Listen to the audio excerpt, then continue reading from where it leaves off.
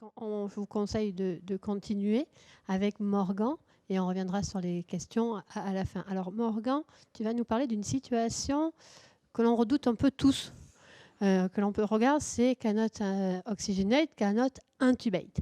Donc là, nous ne sommes pas dans notre zone de confort. Le calme va rester un art, on va dire. Et donc, est-ce qu'on peut prévenir? Est-ce qu'on peut anticiper? Ou est-ce qu'il faut simplement être très rigoureux dans nos évaluations pour s'y préparer pour chaque malade? Peut-être j'exagère pour chaque malade, mais sur chaque malade identifié à risque. Absolument. Merci beaucoup, Karine. Je vous propose de vous mettre en condition par rapport à cette situation, qui est vraiment une situation stressante. Il y a le keep calm, et je dirais, c'est apprendre à keep calm. Voilà. Il faut apprendre à rester calme en situation critique. Et il y a un certain nombre de choses qui sont simples. Et l'objectif de cette présentation, c'est de vous montrer qu'il ne faut pas oublier des choses simples face à une situation critique. Alors, cette situation, elle est rare, et elle est d'autant plus rare, et c'est un vrai faux à chaque fois, qu'on va utiliser un moyen d'oxygénation sans interruption tout au long de cette situation critique. Elle est d'autant plus rare qu'on va utiliser des vidéolaryngoscopes qui, eux, évitent toutes ces situations difficiles, donc vrai-faux. Elle est d'autant plus rare qu'on a appelé à l'aide de façon précoce, finalement, dès le début de l'algorithme d'intubation difficile, donc dès les échecs de laryngoscopie. Elle est rare à condition de se former, et elle est rare à condition de posséder un algorithme de prise en charge adapté. Et c'est un petit peu ce que l'on va tenter de balayer à travers cette présentation. Je l'ai dit, cannot intubate, cannot oxygenate, il y a deux parties. Et je pense qu'il faut avoir et garder en tête absolument durant toute la prise en charge qu'un de nos objectifs en tant qu'anesthésiste, en tant que garant de l'airway, c'est de maintenir l'oxygénation. Et il va falloir veiller en situation de stress à ne pas perdre de temps et à garder quelqu'un finalement à la tête du patient pour maintenir et gérer cette oxygénation tout au long de la situation de prise en charge de cette situation critique. Il faut maintenir l'oxygénation. Et je rappelle que, selon les référentiels de l'ASFAR publiés en 2017, une désaturation est définie par rapport à une baisse de saturation en deçà de 95%. Donc on a une définition où on a mis le seuil très très haut, et donc il va falloir tout faire pour maintenir au moins 95% de saturation. Alors il y a des moyens simples qui existent, qui ont été repris dans cette étude, dans cette revue de McNary, dans le BJA. Il y a tout d'abord l'insufflation pharyngée, 3 litres par minute. Alors qu'est-ce que c'est? Il y a plusieurs techniques. On connaît beaucoup en France les lunettes à oxygène, mais c'est aussi parfois des canules nasopharyngées qui existent. Et les auteurs des études qui ont utilisé ces dispositifs montrent qu'un petit débit va permettre de rester au moins 10 minutes au-dessus de 97% de saturation. Le deuxième moyen, on en a parlé tout à l'heure avec Audrey, c'est l'oxygénothérapie nasale. C'est-à-dire que c'est un dispositif qu'on a pour tous les patients au bloc opératoire. Certains arrivent même au bloc opératoire avant, il faut le garder. Ça peut servir en cas de situation difficile. C'était l'étude Nodisat. Et ils ont montré que cette oxygénothérapie nasale en montant jusqu'au maximum 10-15 litres le manomètre permettait d'avoir une réserve, là aussi en oxygénation. La troisième technique, c'est l'oxygénothérapie haut débit humidifiée. Elle est évidemment valable pour maintenir l'oxygénation dans cette phase de difficulté. Elle présente pour particularité le fait de devoir être préparé. Et donc, il faut l'avoir anticipé si on veut l'utiliser, parce qu'il y a quand même quelques minutes de préparation. Et puis, dans l'algorithme, intervient très vite l'abord intercricoïdien. Et là aussi, c'est une technique que tout anesthésiste doit posséder, c'est-à-dire que ça fait partie du passeport de chacun d'entre nous. On doit être à même à poser un abord intercricoïdien. Et vous voyez là encore, on est dans un objectif d'oxygénation avec des tout petits débits de l'ordre de 3 à 5 litres pour éviter le barotraumatisme, notamment s'il y a une obstruction au niveau des voies aériennes. La deuxième question souvent, c'est est-ce qu'on peut prédire une situation d'intubation impossible? Malheureusement, on n'a pas grand-chose. Et les facteurs prédictifs, c'est des facteurs presque cumulatifs, mais il n'y a pas de score. Il n'y a pas de score de l'intubation difficile non prévue. On connaît des critères de ventilation difficile depuis 2006. On a des critères d'intubation difficile. il faut être hyper vigilant. Il faut être vigilant quand un certain nombre de critères sont présents. Maintenant, parfois, tout se passe bien rapidement, mais il faut simplement être vigilant et avoir prêt l'algorithme en tête pour savoir réagir rapidement. Donc, je l'ai dit, première étape, oxygénation. Et puis, très vite, on voit que ce qui va être proposé, c'est l'oxygène transtrachéal ou la cricothyroïdotomie. Donc, on est sur un abord intercricoïdien pour amener de l'oxygène. Et ça, je l'ai dit, ça fait partie des éléments à connaître. Alors, comment est-ce qu'on le fait ? Il y a plusieurs techniques. Il y a les techniques du cathétérisme intercricoïdien. Et puis, il y a des choses nouvelles qui apparaissent depuis quelques années. Il y a l'échographie. Alors, je pense que c'est un excellent élément et c'est une maîtrise à acquérir, mais ça se fait à froid, ça se fait tranquillement, ça se fait éventuellement en préopératoire chez des patients qui présentent un certain nombre de signes, où l'on peut faire un marquage avant l'induction anesthésique de la zone du cartilage intercricoïdien.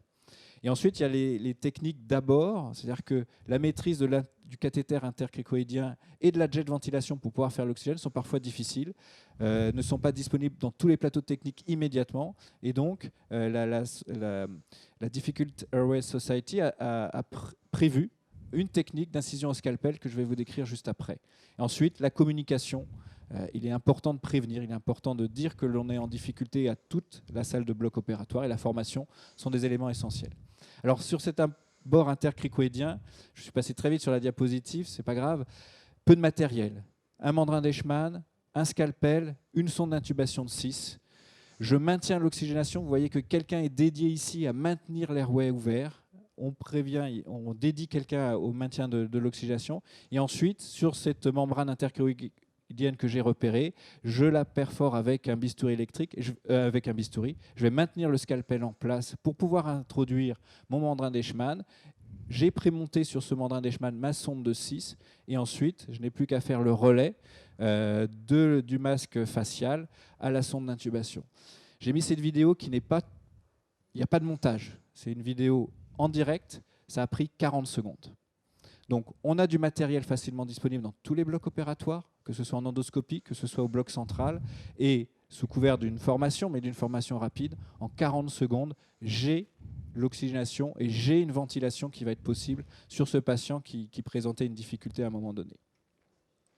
Enfin, il faut s'approprier l'algorithme. Il faut travailler chacun dans ses structures à définir un petit peu la prise en charge. Là encore, je reprends les recommandations de la société de la Difficult Airway Society, où ils ont prévu un plan A, un plan B, un plan C, un plan D en cas de situation difficile. Et ils ont construit des chariots d'intubation difficile ou d'intubation impossible en reprenant tiroir A, tiroir B, tiroir C, tiroir D. C'est une proposition. C'est à nous, dans chacune de nos structures, d'essayer de trouver la bonne façon de faire pour s'entraîner de façon efficace et aborder de façon plus sereine. On ne sera jamais complètement serein, mais de façon plus sereine une situation de cannot intubate, cannot oxygenate.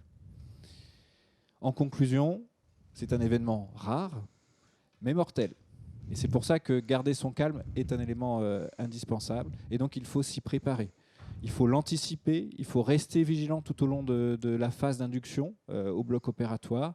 Et il faut se former aux techniques d'oxygénation et d'abord cricoïdien. Il n'y a pas besoin de beaucoup de matériel pour se former, mais je pense que c'est important. Ça fait partie vraiment d'une compétence que l'on doit avoir, que tout anesthésiste doit avoir dans son cursus de formation. Et enfin, il y a une vraie épreuve d'appropriation de l'algorithme pour pouvoir gérer ces situations de façon plus sereine. Alors pour répondre, en gras, ce sont les bonnes réponses. Il faut penser à utiliser un moyen d'oxygénation sans interruption. Il faut appeler à l'aide et il faut se former. Vous voyez, ces 3 messages qui sont simples, qui sont accessibles à tous. Et enfin, posséder un algorithme de prise en charge adapté à sa structure. Voilà, j'en ai fini. Merci beaucoup. Merci beaucoup, Morgane. Certes, cette technique, elle est très séduisante, elle paraît simple, 40 secondes. Les risques. Alors, on est sur une situation de mannequin, donc déjà, ça ne saigne pas. Après, quand on est en pré-arrêt cardiaque, le patient saigne assez peu. Donc finalement, le risque de saignement, qui est souvent quelque chose qui est mis en avant, finalement, il est relativement peu important, puisque la zone, si on a repéré, si on est sur le bon niveau du cartilage intercricoïdien, il y a relativement peu de vaisseaux. Et vous voyez qu'avec ma lame de bistouri qui fait au maximum 1 cm de longueur, de diamètre, j'ai un risque faible, et puis je peux comprimer, donc j'ai un risque faible de saignement. Donc ça, c'est le premier risque, c'est le saignement. Ensuite, le risque de perforer, peut-être, d'aller trop loin avec ma lame et de passer la paroi postérieure. Il faut vraiment, la perte de résistance doit guider l'arrêt du geste. Et si vous choisissez des lames qui sont des lames de longueur standard, le risque de perforation est relativement faible. Ça n'empêche pas de le vérifier. C'est-à-dire qu'on est dans une situation qui a été difficile. Le but, c'est d'éviter que le patient ne meure d'hypoxémie, ne fasse l'arrêt cardiaque hypoxique. Après, on a tout le temps d'aller vérifier, d'aller faire une fibroscopie. Si cette technique de sauvetage a été un petit peu difficile, oui, il faudra faire le point ORL, mais le risque est relativement maîtrisé. Ensuite, il y a les situations souvent d'abord difficiles chez l'obèse, chez le patient qui a eu de la radiothérapie cervicale. Là, cette technique ne suffira pas. Il est recommandé parfois de faire une incision longitudinale au niveau cervical entre le cartilage thyroïde et le manubrium sternal et d'aller faire une dissection quasiment au doigt. Donc là, on est sur d'autres techniques et c'est pour ça que là, je pense que l'association de signes à risque doit mener à faire une échographie, à faire un repérage préalable de la membrane pour se mettre dans des bonnes conditions. Si c'est dévié à droite, à gauche, au moins, je le sais et je vais me donner toutes les chances de réussir du premier coup en évitant le dégât lésionnel de la technique. Donc il faut vraiment l'anticiper. Et nous, on a une situation très particulière où on essaie de le faire. En tout cas, j'essaie de le faire de plus en plus. Ce sont les biopsies stéréotaxiques. En neurochirurgie, avec cadre de l'Excel. Le patient, tout au long de sa biopsie, a un cadre et la tête n'est pas accessible puisqu'elle est sous le champ opératoire. Et c'est des chirurgies à risque de convulsion, convulsion généralisée. Et ça nous est arrivé. Et l'abord de l'airway haut est difficile. Et donc, il faut tout de suite passer à l'intercricoïdie. Et donc là, le repérage préalable vous met dans une situation où vous abordez le geste de façon plus sereine. Oui, plus sereine. En fait, cet abord est facile à repérer. C'est un repérage longitudinal puis transversal et à la croisée des deux axes. C'est le point de ponction, c'est comme ça que vous faites. On descend la sonde, souvent on descend la sonde de façon transversale depuis l'osioïde jusqu'au manubrium sternal. Et puis il y a une zone où on va voir le cartilage cricoïde et une perte de...